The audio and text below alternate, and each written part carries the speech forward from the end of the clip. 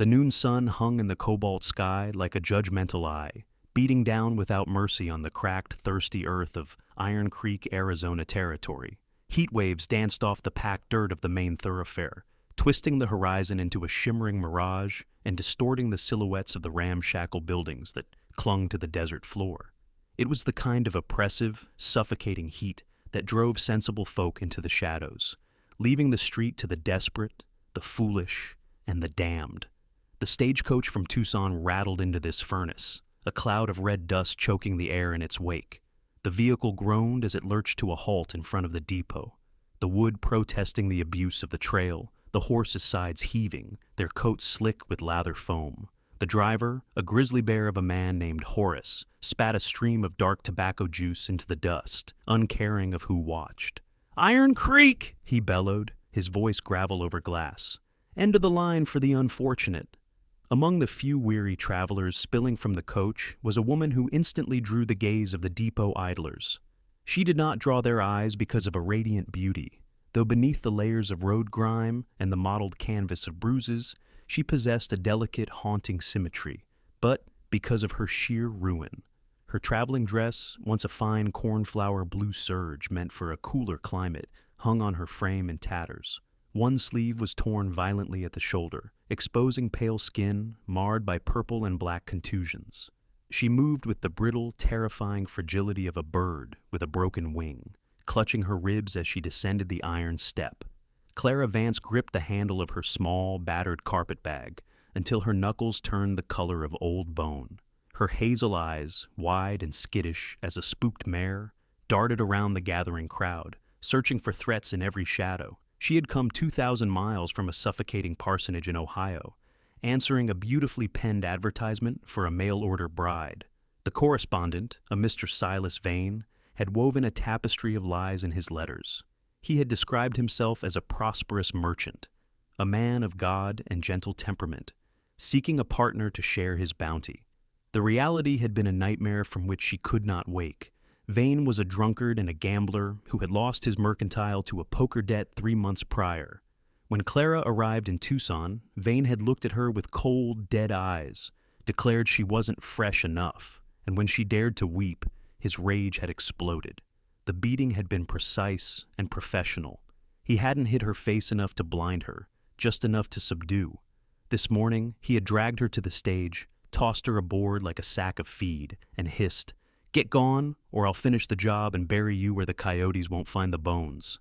Now, Clara stood in Iron Creek, stranded in a purgatory of dust, with 14 cents in her pocket and the terrifying realization that she was utterly alone. "Well now," a voice oozed like oil from the shade of the depot porch. "Look at what the wind blew in." 3 men detached themselves from the wall. Their eyes glittered with a predatory interest that made bile rise in Clara's throat. The speaker, a wiry man with skin like tanned leather and teeth the color of maize, raked his gaze over her as if she were livestock at a county auction. "Damaged goods by the look of her," another man chuckled, the sound wet and heavy. "But even a broken wagon can still haul a load, eh, Jeb?" Clara took a step back, her spine colliding with the hot wood of the stagecoach wheel. Horace was already up on the box, indifferent to her plight, snapping his reins to move the coach to the stables. The townspeople who lingered nearby watched with the detached, glassy-eyed curiosity of those who had seen too much cruelty to interfere. "Please," Clara whispered, her voice raspy from days of silent screaming. "I don't want any trouble." "Trouble?" The wiry man, Jeb, stepped closer. He smelled of stale whiskey and unwashed skin. "We ain't offering trouble, little lady. Just a business proposition. A woman alone in a town like this? Only one way to keep a roof over your head." His meaning was crude and explicitly clear. Clara felt her knees turn to water. She had heard the whispered stories of women forced into the bordellos of the frontier, but she never imagined she would be staring into the abyss herself. Death would be cleaner, she thought with a sudden, frantic clarity. But beneath the terror, a stubborn ember burned. She had survived Silas Vane's fists. She had survived the crossing. She wanted to live. "The lady said she doesn't want trouble." The voice came from the street, deep, resonant, and steady as the mountains that frame the valley. The three vultures turned, and Clara saw him for the first time. He stood in the center of the thoroughfare, a silhouette cut from granite. He was tall, broad-shouldered, and lean-hipped, built by a life of hard labor under a harsh sun. His face was a map of the territory, weathered, lined, and unreadable. He might have been 30, he might have been 50. A battered hat shadowed his eyes, and his clothes, canvas trousers, a faded chambray shirt, boots scuffed to gray, spoke of a rancher's life. But it was his stillness that commanded the air. He didn't fidget, he didn't posture, he just stood there, hands hanging loose by his sides. "This ain't your concern, Thorne," Jeb spat, though Clara noticed he took a half step backward. "She's got no kin here, no ring, that makes her free range." The rancher, Elias Thorne, shifted his weight ever so slightly. The movement brought his right hand inches from the peacemaker revolver on his hip. It wasn't a threat, it was a promise. "Maybe so," Elias said, his voice low, "but I'm making it my concern. You looking to buy a woman, Jeb? Finally gave up on courting the decent way?" The mockery was subtle, but it landed. The other men bristled. "I'm looking to finish my supplies and head home," Elias continued, his gaze never wavering from Jeb's face. "This woman is coming with me." It wasn't a question. It was a statement of fact, delivered with the certainty of a rock slide. Clara's heart hammered against her bruised ribs. Was she merely being traded from one master to another? But she looked at Elias Thorne, really looked at him. His eyes were gray, the color of a winter sky before snow, and they held no lust. They held a clinical, calm assessment of her injuries, devoid of the hunger she saw in the others. "Now, hold on," Jeb started, hand drifting toward his belt. "Jeb," Elias cut him off, "you got a wife and 2 boys. You want them hearing you stood in the street haggling over a beaten woman? And you, Miller? Does your ma know you're out here playing the vulture?" The shame was a weapon, and Elias wielded it with precision. In a town the size of a thimble, reputation was currency. We was just talkin'," Miller mumbled, scuffing his boot in the dirt. "Done talkin'," Elias said. The standoff stretched, the air vibrating with tension, until Jeb spat on the ground, a gesture of impotent rage. "Ain't worth the lead anyway. Come on, boys." They slouched away toward the saloon, casting dark looks over their shoulders. Elias waited until the bat-wing doors swung shut before he turned his full attention to Clara. Up close, she saw the silver threading his dark hair and the rough stubble on his jaw. "You're coming with me," he said. The words were the same as the bullies might have used, but the tone was different. It was an offer of sanctuary, dry and unadorned. I have no money," Clara stammered, clutching her bag. "I can't pay you. Didn't ask for payment." Elias reached out and took the bag from her hand. He used his left hand, keeping his shooting hand free. "Got a wagon at the livery.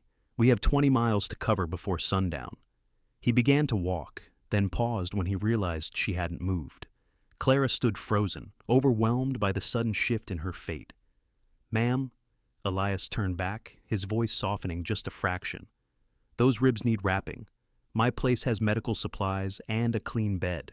That is all I am offering, a place to heal. Nothing more, unless you say so." The directness pierced her fog.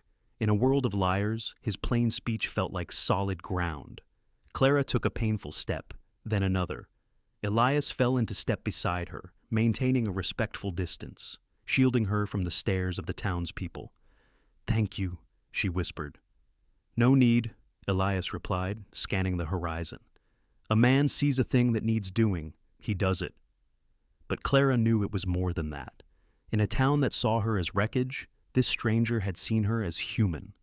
As they walked toward the livery stable, Clara allowed herself the smallest, most fragile spark of hope. She was still broken, still lost, but for the first time in months, she wasn't alone. The wagon ride was an exercise in endurance. For hours, the only sounds were the creak of the axles, the rhythmic thud of hooves, and the wind hissing through the scrub brush. Clara dozed fitfully, jerked awake every time the iron wheels found a rut, her ribs screaming in protest. Elias drove with the same stoic capability he had shown in town. He didn't force conversation, didn't ask for her tragic history. He simply drove, his eyes fixed on the jagged peaks of the Dragoon Mountains. When they finally crested a rise, The sun was bleeding purple and gold across the west. Below them lay a valley, green despite the drought, fed by a winding creek. A homestead sat nestled against the rise, a low adobe main house, a sturdy barn, and corrals holding a dozen horses. It wasn't the grand estate Silas Vane had lied about, but it possessed a dignity that the lie had lacked. "It ain't a palace," Elias said, the first words he'd spoken in miles. "But it's quiet." He helped her down, his hands large and careful. He didn't linger. He carried her bag inside. The interior was sparse, clean, and masculine. A large stone fireplace dominated the room. There were shelves of books, a rarity that surprised her, and a kitchen that smelled of sage and dried apples. "Water's on the stove," he said, pointing to a cast-iron kettle. "Bedroom is through there, clean sheets in the trunk. You wash up. I'll tend the team." He left her then, granting her the dignity of privacy. Clara entered the small bedroom. It was neat, but clearly uninhabited. Dust motes danced in the shaft of light hitting the floor.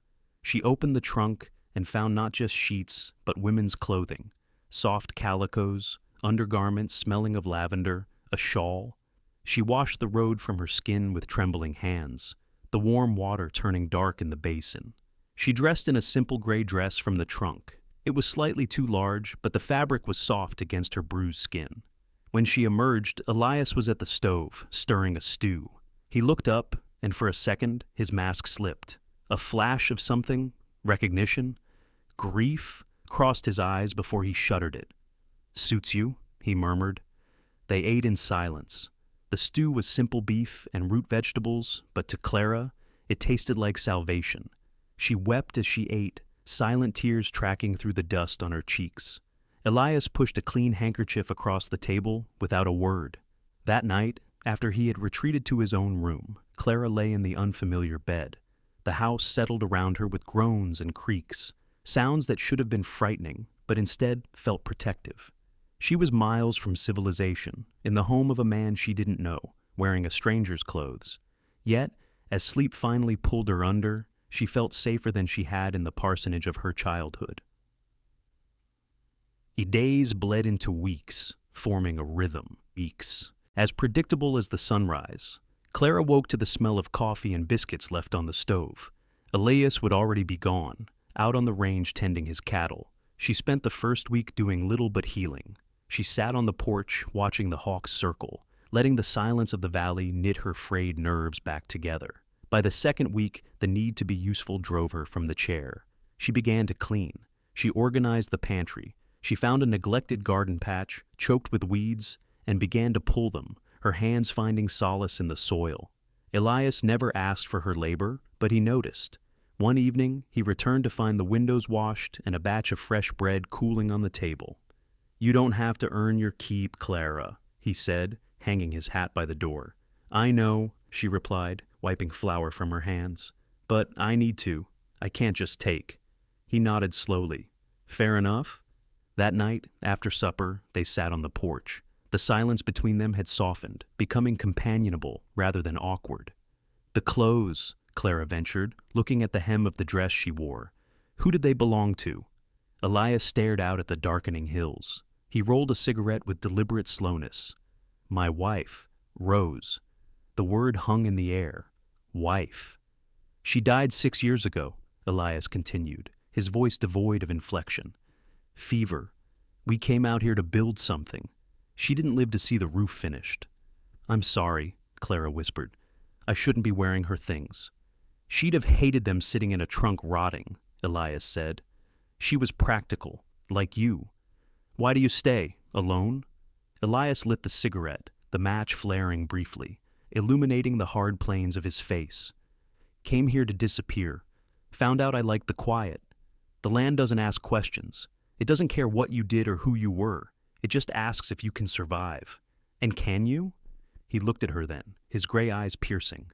"I'm still here."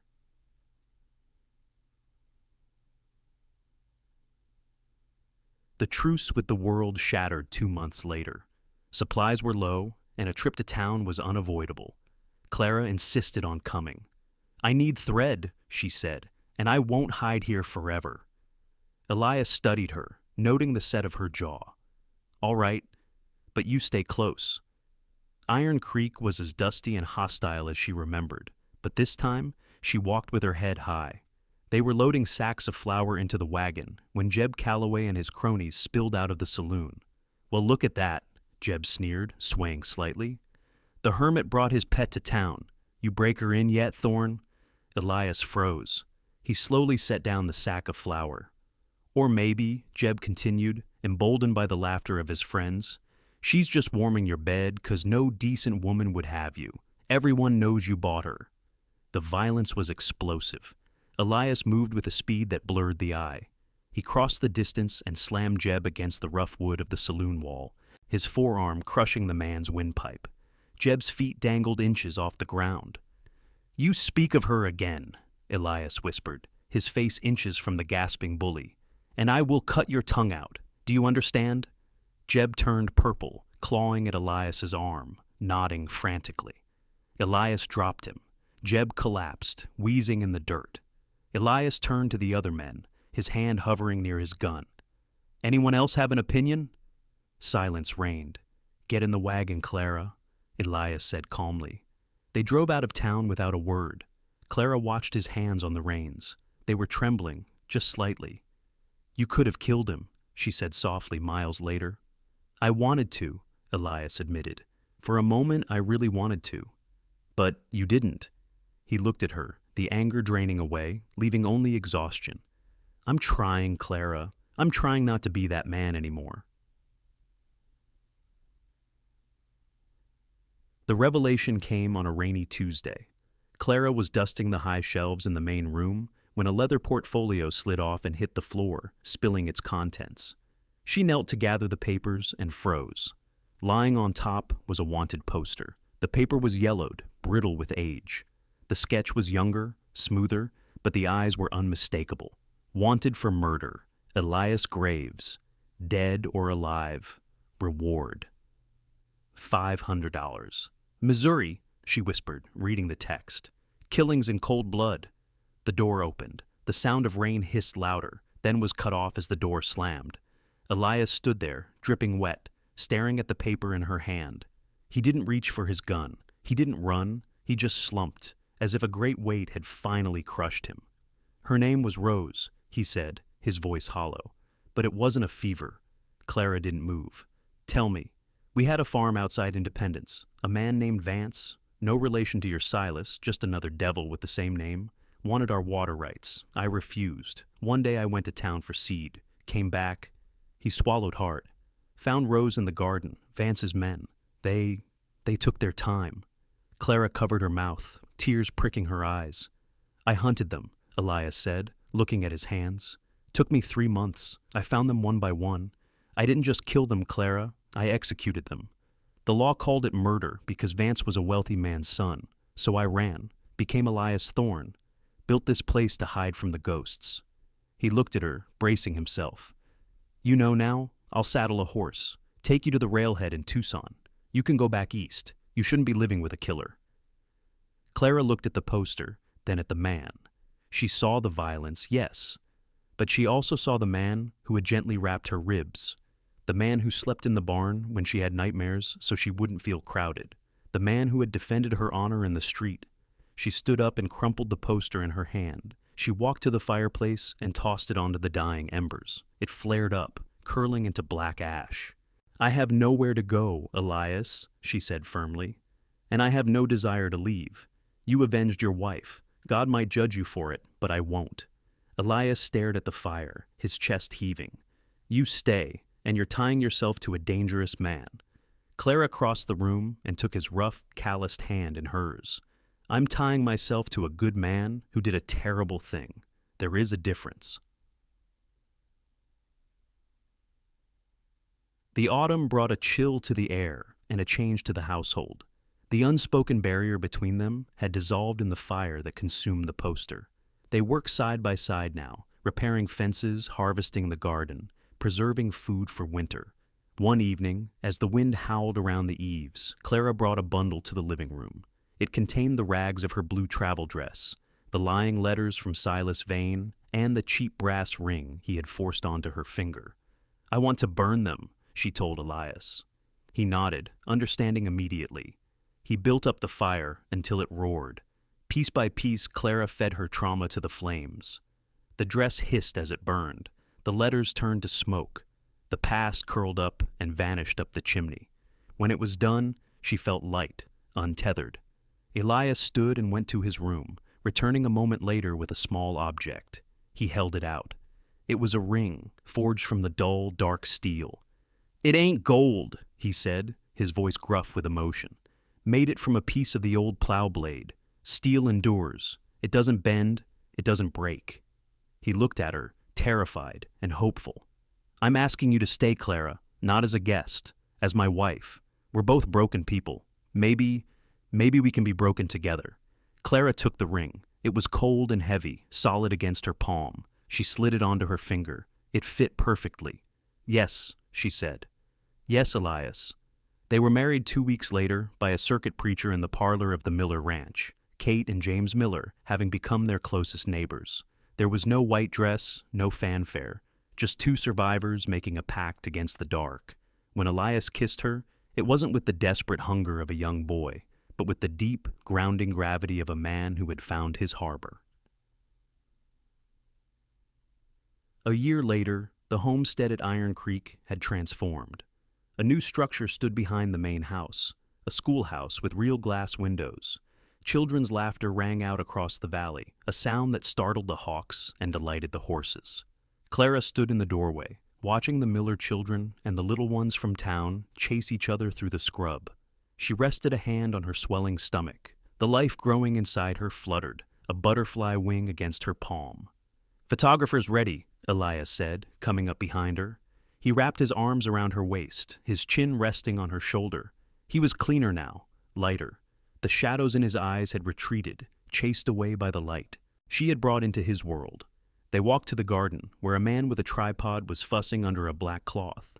"Stand close," the photographer instructed. "Look serious." Elias stood beside her, his hand resting protectively on her shoulder. Clara looked at the lens, but she couldn't keep her face stern. A small, secret smile tugged at her lips. They had survived the heat. They had survived the violence of men. They had survived their own pasts. "Ready?" the photographer called. Clara squeezed Elias's hand. The steel ring on her finger warmed against his skin. "Ready," she said. The flash powder exploded with a soft poof, freezing the moment in silver and glass. It captured a man and a woman standing in a garden grown from dust, looking not at the camera, but toward a horizon that finally, after all the miles and all the pain, promised a sunrise worth waking up for. Thank you for immersing yourself in this tale of resilience and redemption. If Clara and Elias's journey resonated with you, please subscribe to the channel for more cinematic stories from the Wild West. Drop a like if you believe in second chances. Comment below. Do you think Elias was right to hide his past? I read every comment. Until next time, keep your eyes on the horizon